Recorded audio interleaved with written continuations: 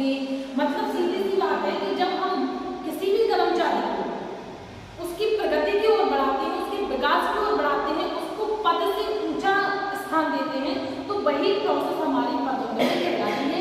ये एक प्रकार की ऐसी प्रोसेस है जो कर्मचारियों को भविष्य में ऊपर उठने की प्रेरणा देती है, हमेशा मोटिवेट करती है।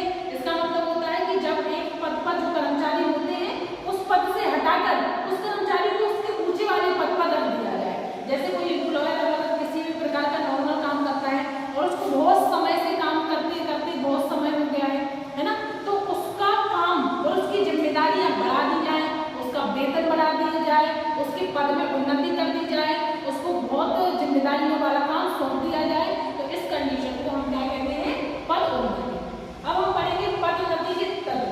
देखो पदोन्नति के तत्व कौन कौन से होते हैं। सबसे पहले प्रगति। प्रगति क्या होती है। प्रगति हम अपने कर्मचारी को अगर वो काम कर रहा है तो उसको प्रगति देते हैं। प्रगति देते हैं मतलब उसको अपने पद से आगे बढ़ाते हैं, उसके वेतन में सुधार करते हैं, उसको बहुत अलग अलग जिम्मेदारियां सौंप जाती हैं, उसको सेवाएं बहुत अच्छी दी जाती हैं, उसकी एक तरीके से बहुत बड़ी प्रगति हो जाती है ना। तो पहला है प्रगति।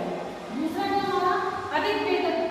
ऑब्वियसली सी बात है कि ऑब्वियसली मतलब बहुत सारे अगर मतलब काम करता है वो, तो उसका वेतन भी बढ़ा दिया जाएगा, उसको जिम्मेदारी दी जाएगी तो उसको वेतन भी बढ़ाया जाएगा, है ना। तो उसके वेतन को अधिक करना, क्योंकि देखो अगर हम उसकी प्रगति करते हैं, है ना, उसके काम को बढ़ाते हैं, उसके पद को बढ़ाते हैं, उससे नई नई जिम्मेदारियां भी सौंप देते हैं, लेकिन अगर हम उसका वेतन मार्ग नहीं बढ़ाते हैं तो उसके पद में उन्नति नहीं मानी जाएगी, क्योंकि कर्मचारी का तो उससे कोई प्रॉफिट हुआ ही नहीं।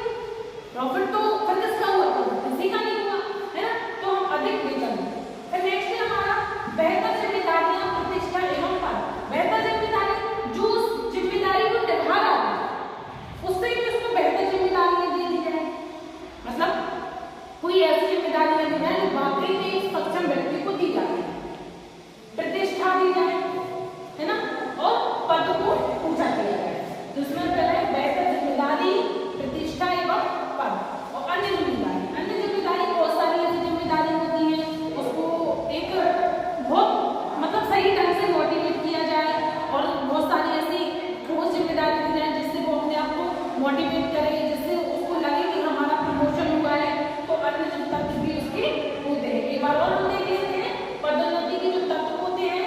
वो पहले प्रगति है, प्रगति विकास, कर्मचारियों की हमेशा प्रगति करते हैं, विकास करते हैं, उनको नए नए काम देते हैं, उनको अपने पद से ऊंचा रखते हैं, जिससे उन्हें लगता है कि हमारा पद ऊंचा हुआ है, हमारा प्रमोशन हुआ है। दूसरा है वेतन, अधिक वेतन बढ़ाते हैं।